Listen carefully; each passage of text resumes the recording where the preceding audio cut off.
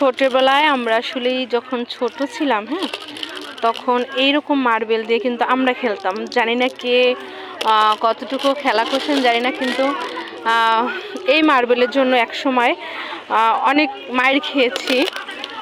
শুধু বাবা মার কাছে না, মক্তবের হুজুরদের কাছে, স্যারদের কাছে এই আঙ্গুলের মধ্যে ঠস ঠস করে মারছে।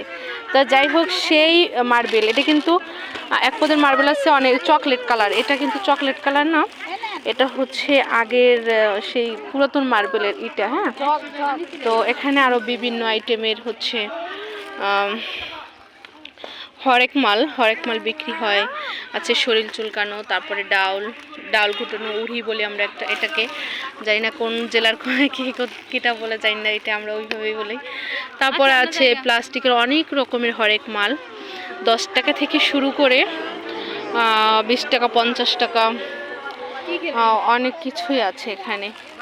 আসলে এগুলি আমাদের গ্রামে মহিলাদের কাছে যদি নিয়ে আসে, মনে করেন কিচ্ছু মানে কোনো কিছু দেখলে চোখ আর কি ফিরানো যায় না, মন চায় একটার উপর একটা নিয়েই যায়, এরকমটা লাগে। তো খুবই অসাধারণ বাটি আছে এখানে।